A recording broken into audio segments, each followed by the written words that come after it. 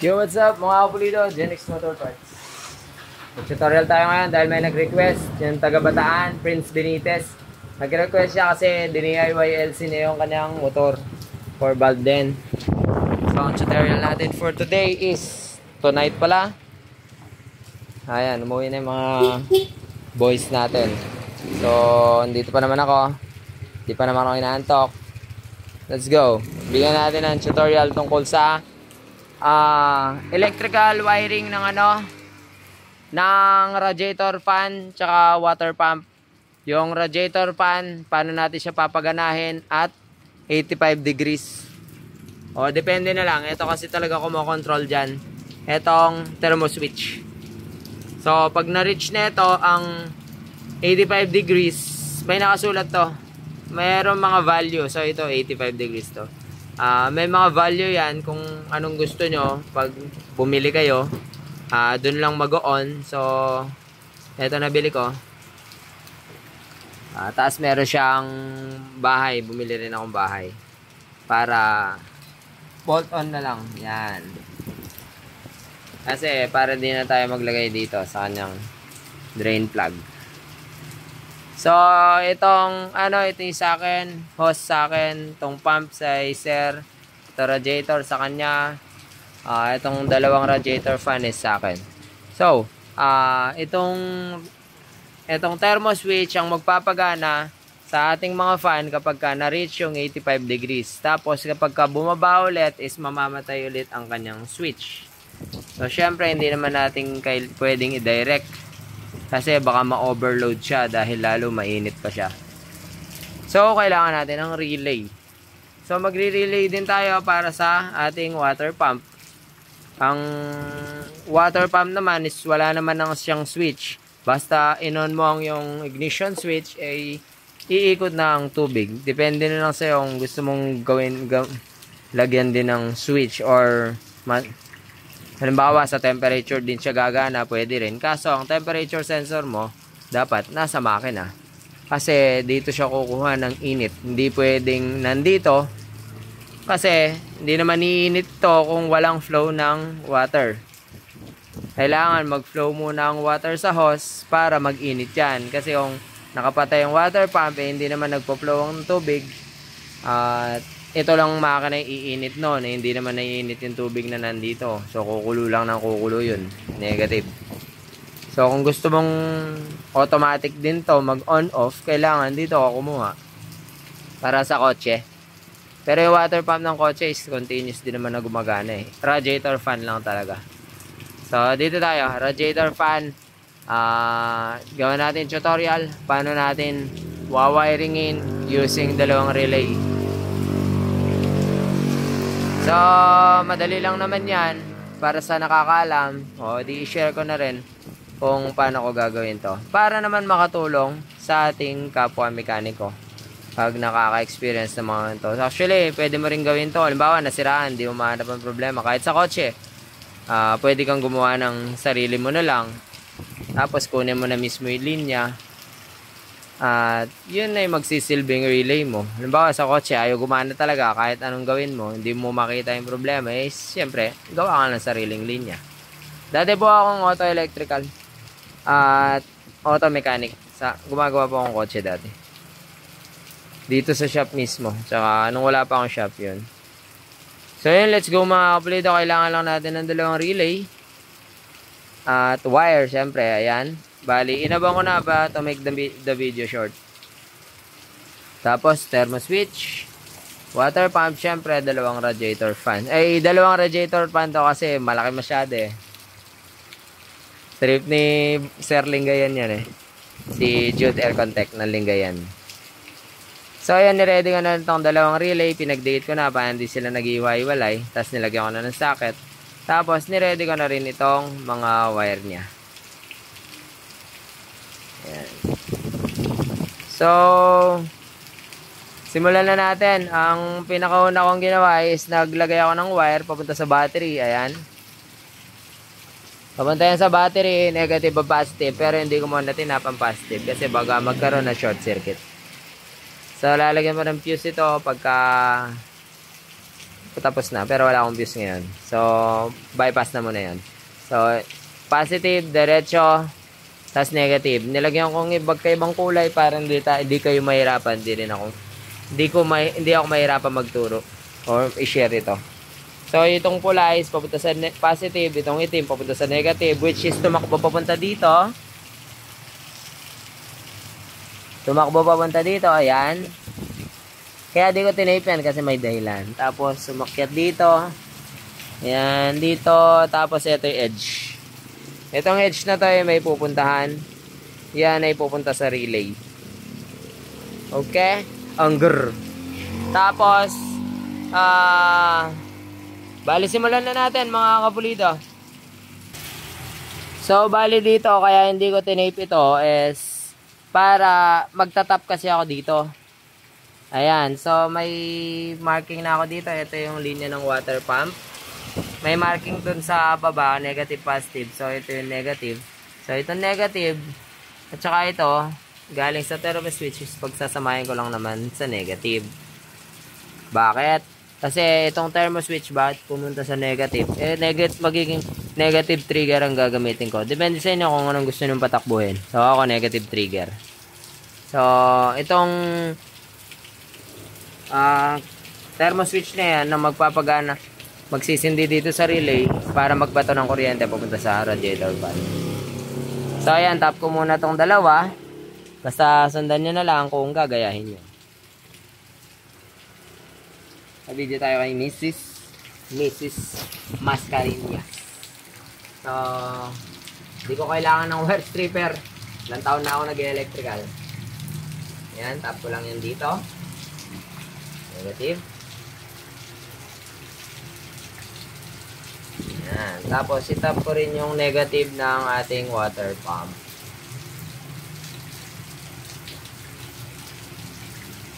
Rat tail na lang, splice, tapos tape natin, syempre.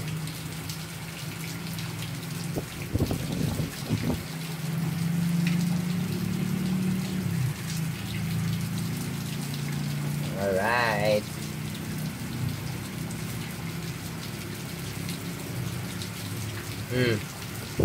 Okay.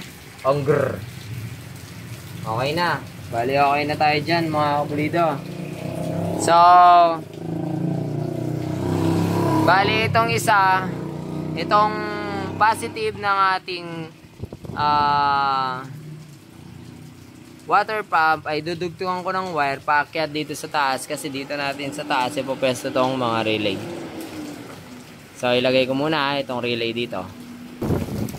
So, itinali ko na dito. Hindi ko may pasok dito sana kaso napakalaki na itong kanyang frog horn. Try nga natin. Tagal na rin itong frog horn na to.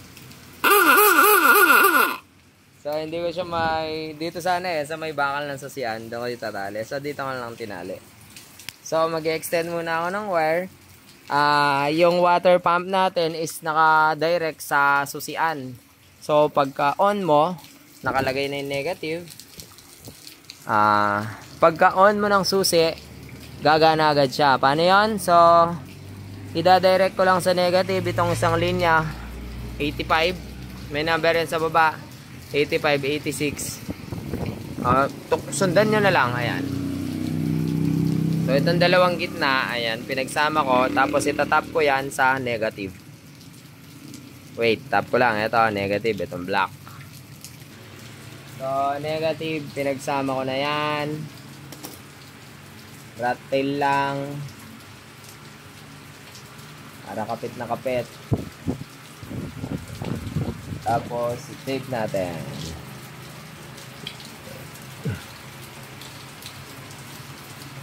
Hopya, hopya. Hopya. Madaling araw na, nag-overtime lang ako dito para mabuwas-buwasan yung trabaho ng Tagalingayen. Hindi pa naman ako inaantok, pero hindi porke madaling araw na, trip ko pa rin magtrabaho. Yan, lamig oh. Kaya addict na ako. Alright, tapos itong positive, bakbakin ko na rin. Ilalagay ko lang yan dito. Ayan. 30 ng relay sa baba. Ayan, pinagsama ko na rin. Ayan ha. Oh. Dalawang dulo, yung pinakakanto. Pause mo. So, i-analyze nyo na lang. Paano hindi ko nahugutin. Ayan, oh. Bale, ayan, 30. 30. Yung kanina, 86. Oh. 30. Ngayon, sa positive ko ilalagay. Tapos 86. Nilagay ko sa negative. Yan, oh. Diretso sa battery. So, ito namang 30s. Pinagsama ko. Tapos, binakbak ko tong positive. Pinagsama ko yung dalawa. Isahang power lang kasi yan. Tapos magse-separate na lang sila kapag ka ano na. Yun. Tape. Where is my tape? My tape. Opya. Tape ko na yan.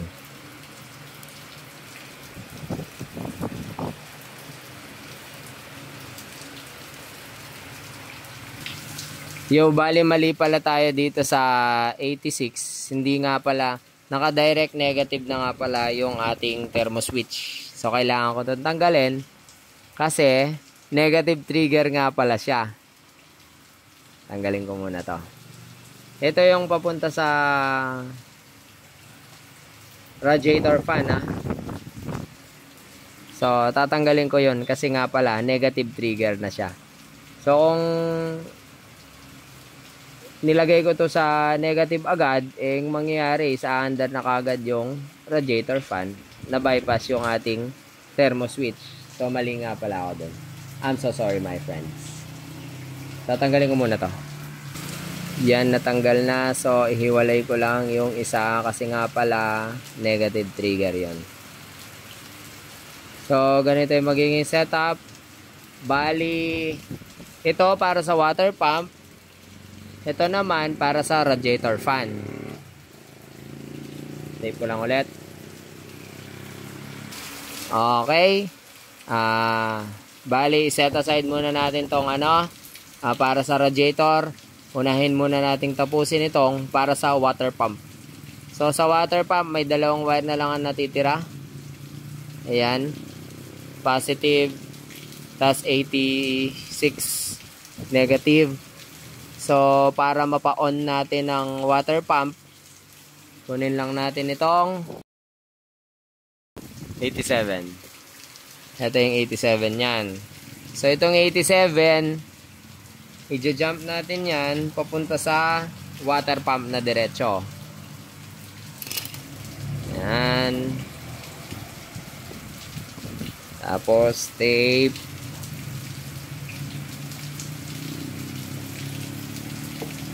Maulan na madaling araw. Bundle na lang natin mamaya lahat. So, yan. 87. Jump natin. Palakarin natin. Papunta sa... Tago ko muna dyan. Papunta sa water pump mismo. Ito na yung water pump. Ito, yung tira ng water pump, yung positive ng water pump. Putol. Splice. Okay, hanger. Yan. Okay. Okay, yan, electric tape. Napaka-importante, automotive electric tape. Kasi yung automotive electric tape, kahit mabasa-basa dahil automotive nga siya, ang motor kasi nagagamit sa tagulan. Pag nabasa, mababakbak kung yung armak lang. So yan, nailagay na. So kumpleto na yung sa water pump. Negative, positive. Ito, negative na pumunta sa battery. Tapos positive ng water pump dumiretso sa ating 87. So last na lang, ito na lang 85 ng ating relay. Yung 85 ng ating relay, madali lang yan, i-connect mo na lang sa ignition switch. Ignition switch is yung positive na galing sa susian. Ito yan, sa start laser relay, yung pure brown. Pag pure brown po, yan yung ignition switch natin. So dahil corrosion na ng kalawang yan, hindi ko na gagamitin yan. Magbabakbak na lang ako sa kanyang wire.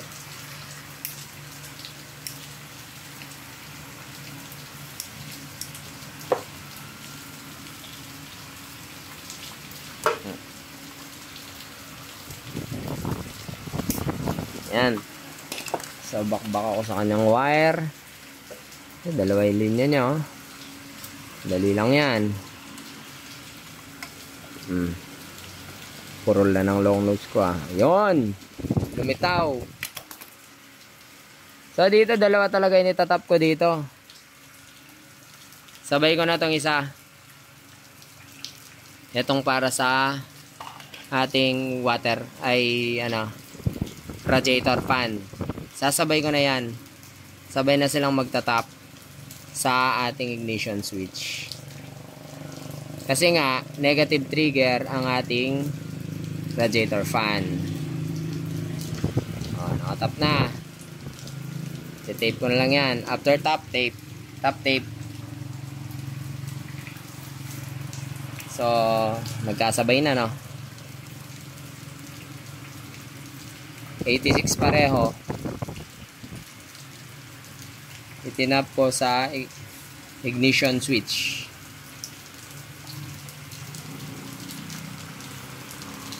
Yun. Kasi bundle ko to para maibalik na sa kanyang klase relay.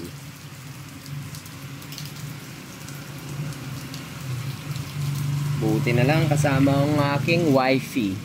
Siya ang aking videographer. Balik ko natin yan. Balik ka sa yung pinagmulan.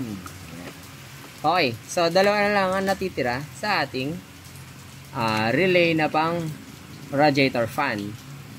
So tingnan na natin, pag ignition switch mo niyan, maririnig mo tutunog na to under na ang ating water pump. So ayan, maingay eh. Ayan, oh. Dinig nyo ba? Ayan. So gagana na yan. Gagana na to ang ating water pump. Pakinggan nyo lang.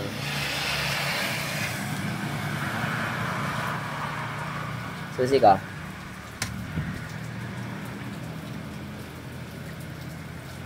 Wrong ako. Hindi pa pala nakatap yung positive.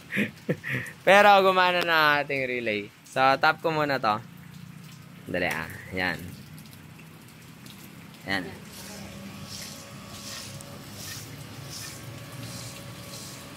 Yan, gumagana na siya. Dali, itap ko lang to, para tap lang natin ang kanyang positive. Positibo. Yan, nakatap na. So, isusi natin. Dapat marinig nyo ang ugong ng kanyang water pump. Pero dito rin sa kanyang tubig. Tubig na muna nilagay ko, temporary. Magre-react ang tubig. Tubig na may reaction. So, pag sinusi yan, dapat yung tubig ay magre-react. Ayan. Ayun, oh. O, di ba? O, patay. Sindi ulit. Yon. Okay. Mugong na yan.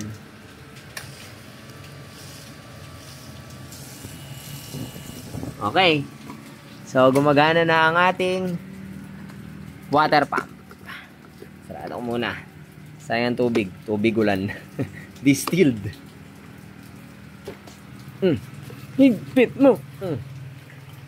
So, next dito na tayo sa kanyang radiator fan. So, next tayo dito sa kanyang relay. O, yung relay ng ating radiator fan is i-wiring na natin, mga kapulito. Bali, etong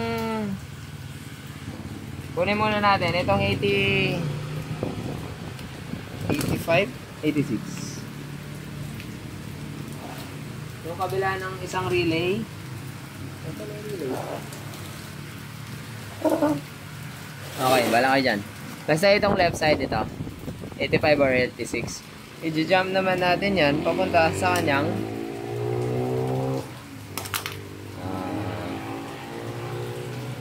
thermo switch, yung isang line na natira.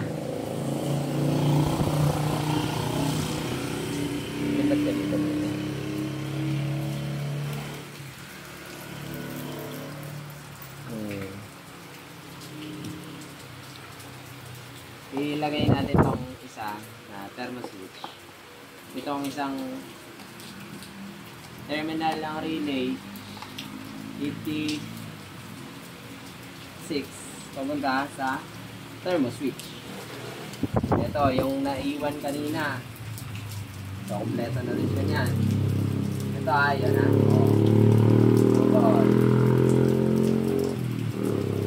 Tapos wiring. Slice. Rat tail slice ang tawag dito.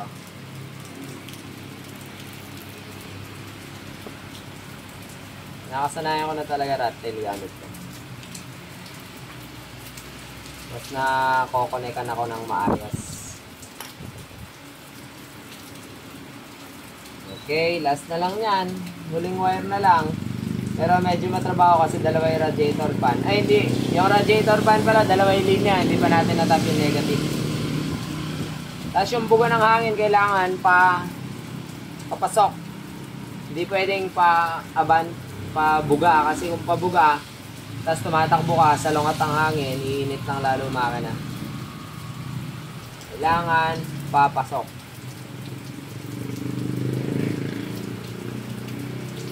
Hop. Alright. So, okay na. Yung linya naman ng radiator fan. So, itong black negative, itong blue positive. Dalawa yan. So, pagsasamahin lang natin yan. Kaya dito hindi rin naka-tape. So, dito ko na itatap yan. Ito, itong black. Galing sa battery. Yung black na galing sa radiator. So, ilusot ko muna sa likod.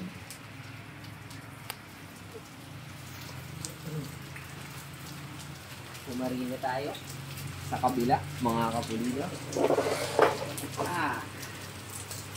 Okay, bali yan, punta lang sila sa likod, tigisa. Ilusot natin dito. Okay din sana kung may socket, kasi wala tayo socket. That's life.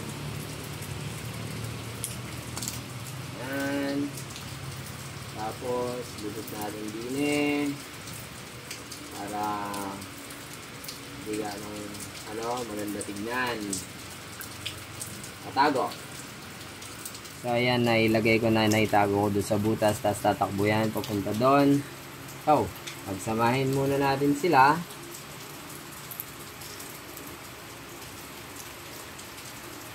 Yan, pagsamahin natin tong dalawa.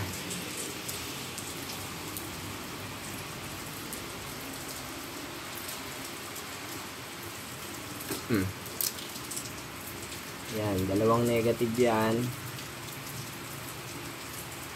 Pagsamahin din natin yung dalawang positive.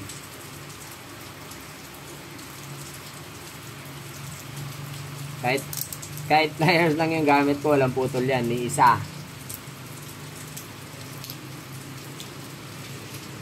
Yan, so itong isa pupunta lang naman doon sa relay, tapos itong isa pupunta sa negative. Tapos na. So, lagay ko muna sa likod.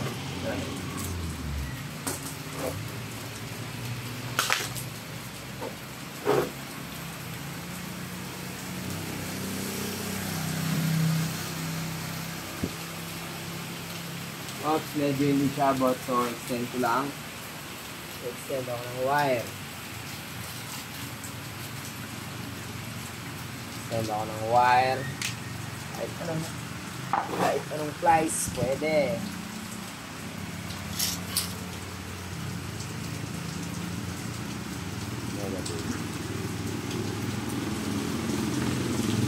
Tapos,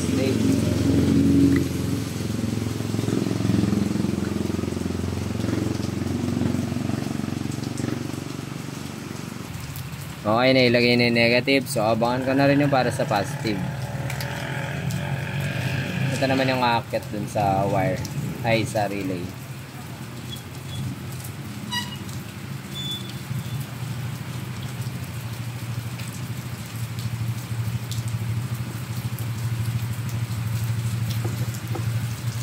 Okay, hanggar.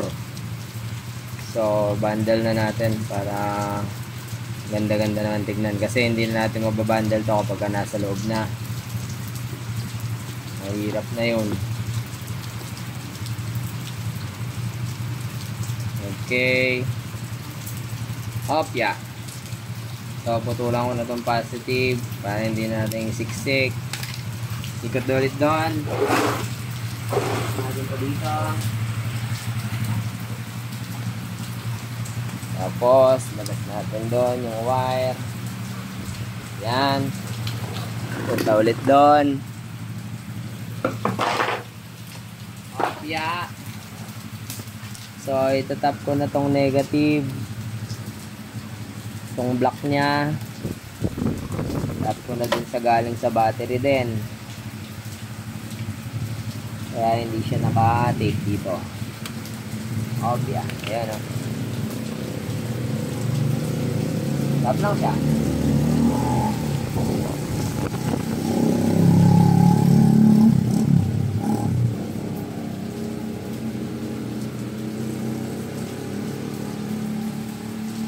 Okay. Tape natin.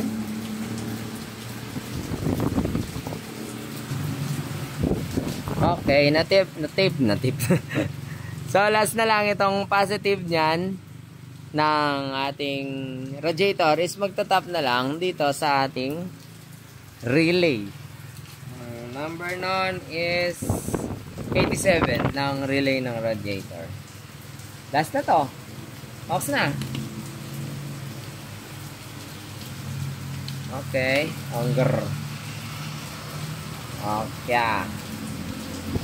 Okay. Tapos na.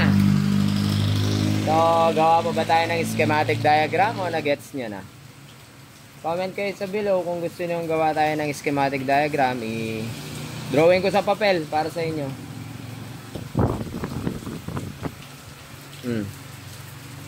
Trace ko lang isa-isa. Negative, positive. Black, red. Yan. Papunta sa relay. Ito. Negative, positive. Para sa ating thermo switch, negative trigger. Yung isa, nilagay ko sa negative wire. Ayan, nagtap dyan. Yung isang linya, ayan, pumunta dito sa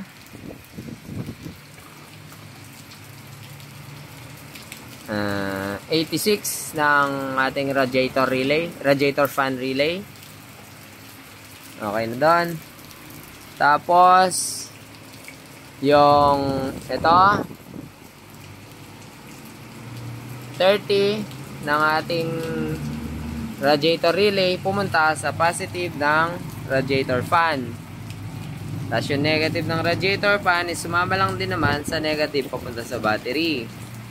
Tapos yung positive na galing sa battery papunta lang siya dito sa 30 positive papunta sa radiator fan, positive 87. Ito, 87.